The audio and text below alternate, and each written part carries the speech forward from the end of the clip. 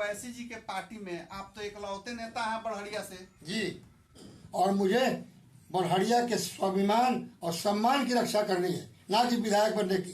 पहले से वो लोग राजद को वोट करते आए हैं, कांग्रेस को करते आए हैं, कुछ वोटर नीतीश कुमार को करते आए हैं, लेकिन अचानक ओवैसी के पार्टी AIMIM से आप मैदान में कूदने जा रहे हैं, तो मुस्लिम वोटर आपको ही क्यों वोट करेगा? हो सकता है कि कोई और कैंडिडेट दूसरे पार्टी का आ जाए। मैं जिस पिता का पुत्र हूँ, उनके प्रति आज भी क्षेत्र में लोगों के दिलों में सम्मान है, श्रद्धा है कि जलील साहब बहुत ईमानदार विधायक थे। नमस्कार, मैं विजय और आप देखना शुरू कर चुके हैं द उड़ता बिहार। आज हम पहुंचे हैं बड़हरिया विधानसभा में और बात करेंगे AIMIM के नेता पूर्व विधायक पुत्र अब्दुल हमीद उर्फ चुन्नू बाबू से। चुन्नू जी, स्वागत है आपका। आपका भी स्वागत है। आपके चैनल के सभी दर्शक बंधुओं का स्वागत है जो आपको चैनल को देखते हैं। मैं आपके चैनल को हार्दिक धन्यवाद देता हूं कि आप हमारे यहाँ चल कर आए। हमारी बातों को सुनने के लिए बहुत बहुत धन्यवाद। 22 तारीख को प्रदेश अध्यक्ष अख्तरुल इमाम के अध्यक्षता में आपने AIMIM के पार्टी को ज्वाइन कर लिया जी। आपको ये बहुत सारी पार्टियां बिहार में है, जदू है, राजद है, एक फिर नई पार्टी आ गई है आपके जन सुराज। इस सारी पार्टियों को छोड़ के आपने AIMIM का मेंबर होने का, पार्टी में जाने का फैसला क्यों किया? AIMIM में जाने का फैसला मेरे जाने का कारण ये रहा, इस पार्टी के जो राष्ट्रीय नेता हैं बैरिस्टर असदुद्दीन ओवैसी साहब, प्रदेश के नेता हैं, प्रदेश अध्यक्ष माननीय विधायक जनाब अख्तरुल इमाम साहब, ये बहुत ही ईमानदार, कर्मठ और देश प्रदेश की सभी जनता की जो उचित समस्याएं हैं उसको लेकर विधानसभा में हमेशा अपनी बात को रखते हैं मजबूती से। और मैं इन लोगों के विचारों से प्रभावित होकर, इनके सिद्धांतों से प्रभावित होकर, इनके तौर तरीकों से प्रभावित होकर मैंने इस पार्टी को चुनने का काम किया और पार्टी ज्वाइन करने का काम किया। आपके जो फादर थे, आपके जो पिताजी थे, 2 बार विधायक रहे हैं जी। उसके बाद से आप इकलौते हैं जो राजनीति में विधायकी लड़ने का तैयार हुए हैं। विधायक एक बार शायद आप लड़े भी हैं जी। 1995 में बिहार पीपुल्स पार्टी से मैं चुनाव लड़ा था, जब विधानसभा गोरिया कोठी हुआ करता था, बड़हरिया नहीं था उस समय, ज्वाइंट था। आपको तो तजुर्बा भी है विधानसभा चुनाव लड़ने का जी। और आपका पकड़ भी काफी ज्यादा है, राजनीतिक अनुभव काफी ज्यादा है और क्षेत्र में पकड़ भी है। AIMIM के आप नेता के तौर पे बड़हरिया से चुनाव लड़िएगा? ये भविष्य में लड़ने का इरादा है। अगर पार्टी मुझे इस काबिल समझती है और मुझे मौका देगी तो निश्चित रूप से लड़ूंगा। और आज बड़हरिया विधानसभा के कभी हमारे पिताजी नेतृत्व किया करते थे, वो ईमानदार विधायक थे, कर्मठ विधायक थे, उनकी छाप आज भी अमर है। और बड़हरिया विधानसभा के हिंदू, मुसलमान, अमीर, गरीब सभी तबके के लोग उनके प्रति श्रद्धा सम्मान रखते हैं। और मुझे इसका फ़ायदा मिलेगा, इसका बेनिफिट मिलेगा, पार्टी को मिलेगा अगर पार्टी ने मुझे उम्मीदवार बनाने का काम किया। यहाँ पर आपके ओवैसी जी के पार्टी में आप तो इकलौते नेता हैं बड़हरिया से जी। आपको लगता है कि पार्टी अभी बड़हरिया में चुनाव लड़ाएगी किसी न किसी को? अभी ये पार्टी हमारे गतिविधि को देखते हुए, अभी चूँकि हम बहुत जल्द पार्टी ज्वाइन किए हैं, चुनाव नवंबर में है, अब इस बीच में मैं अपने आप को पार्टी हित में कितना कार्य कर पाता हूँ, पार्टी की उन्नति प्रगति कर पाता हूँ और पार्टी के नज़रों में मैं उस काबिल बन पाता हूँ, ये समय बताएगा।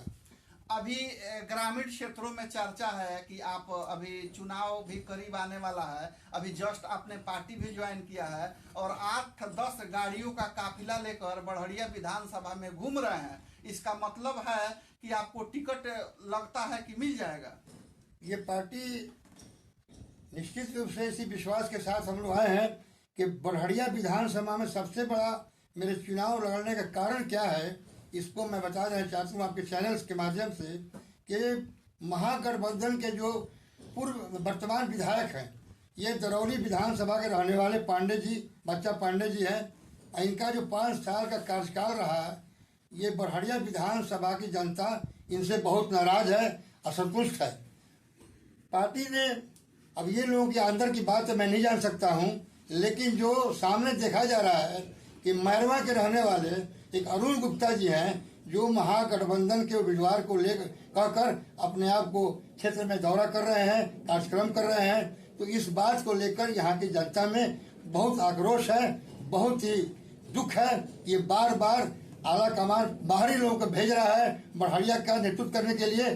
क्या इस विधानसभा में यहाँ में ऐसे लोग नहीं है? इसी बातों को लेकर हमको यहाँ की जनता ने, यहाँ के जनप्रतिनिधियों ने सुझाव दिया कि मुखिया जी, आपका तो समाज में पहचान है, बताना नहीं है, और आपके पिताजी बहुत ही ईमानदार कर्मठ विधायक हुआ करते थे, आप उनके पुत्र हैं, आप भी संघर्षशील हैं, समाज सेवा कर रहे हैं वर्षों से। आप आज के डेट में आप प्रतिनिधि हैं पंचायत के, पहले भी थे। तो अगर आप किसी ऐसी पार्टी से आइए जिस पार्टी की छवि अच्छी हो, इसी को देखते हुए मैं चुनावी समर में कूद गया हूं और मुझे बड़हरिया के स्वाभिमान और सम्मान की रक्षा करनी है, ना कि विधायक बनने की। हमारा सपना ये नहीं है। हमारा सपना है कि बड़हरिया विधानसभा के मान सम्मान से बार बार क्यों खेला जा रहा है? क्या यहाँ पर कोई ऐसा माई का लाल नहीं है जो बड़हरिया विधानसभा का नेतृत्व कर सकता है? इसी को केंद्रित करते हुए हमारे लोगों ने, हमारी जनता ने हमको आमंत्रित किया कि आप चुनाव में आइए, और मैं इस पार्टी को ज्वाइन किया।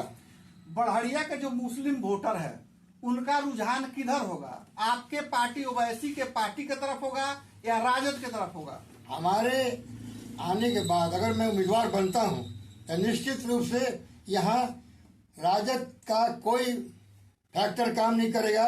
यहाँ पर काम करेगा लोकल लोग डिमांड कर रहे हैं। मैं यहाँ का स्थानीय हूँ और मेरी विचारधारा, मेरा विचार, मेरा सिद्धांत आम लोगों के सामने है। मैं 35 साल से राजनीति में हूँ। मैं कई बार मुखिया रहा हूँ, विधायक का चुनाव लड़ा हूँ 95 में, 2000 में भी नॉमिनेशन किया था निर्दलीय, वापस ले लिया कांग्रेस के पक्ष में। लेकिन आज मैं जो मैदान में आया हूँ, ये मेरा अपना विचार नहीं है, ये विचार यहाँ की जनता की भावना का सम्मान करते हुए मैं आगे कदम बढ़ाया हूँ।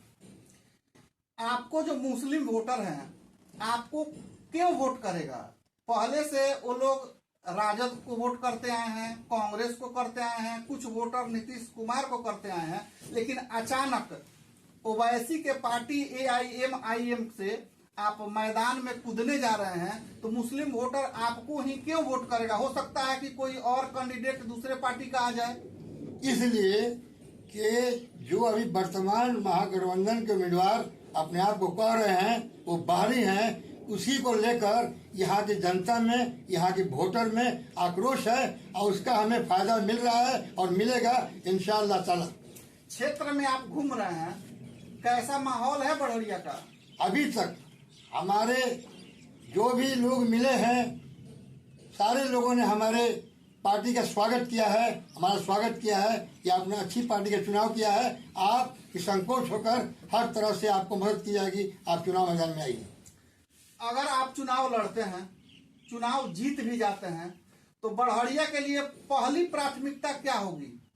देखिए, बड़हरिया विधानसभा 1952 से लेकर 1977 तक बड़हरिया विधानसभा हुआ करता था, जिस समय मेरे पिताजी जलील साहब विधायक हुआ करते थे। उनके विधायक रहते हुए 77 में इस विधानसभा को इस तरह किया गया कि कुछ भाग चला गया सिवान में 8 पंचायत और बाकी चला गोरिया कोठी में, और गोरिया कोठी विधानसभा बना दिया गया। गोरिया कोठी विधानसभा 2010 तक रहा। 2010 में पुनः बड़हरिया विधानसभा की घोषणा हुई, लेकिन जो क्षेत्र की बनावट थी वो पचरुखी ब्लॉक जिला जय के भाग को काट कर और बड़हरिया विधानसभा बनाया गया। तो इस स्थिति में नाम का बड़हरिया रह गया, लेकिन बड़हरिया का जो वास्तविक जो उसका मानचित्र था, जो भौगोलिक स्थिति थी, उससे अलग हो गया।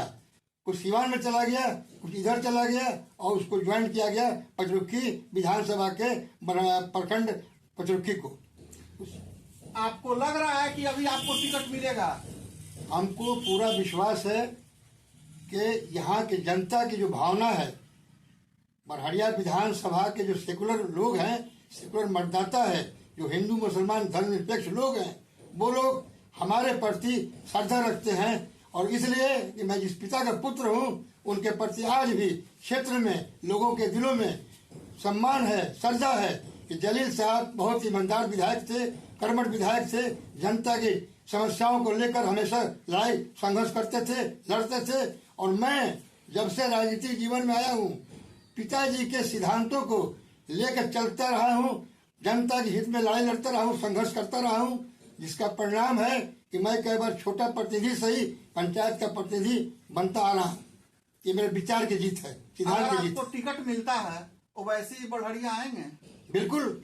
हमारे माननीय राष्ट्रीय अध्यक्ष, माननीय हमारे प्रांतीय अध्यक्ष जनाब अख्तरुल इमान साहब को मैं कार्यक्रम लूंगा, चुनाव से पहले लूंगा, और मैं यहाँ शानदार प्रोग्राम कराऊंगा। इस बात को साबित करूंगा कि अब्दुल हमीद जिस दिन से AIMIM का झंडा थामा है, उस दिन से बड़हरिया विधानसभा में इस पार्टी का विस्तार हुआ है, पार्टी की उन्नति हुई है, पार्टी बहुत ज्यादा जोश और उमंग के साथ आगे बढ़ेगी।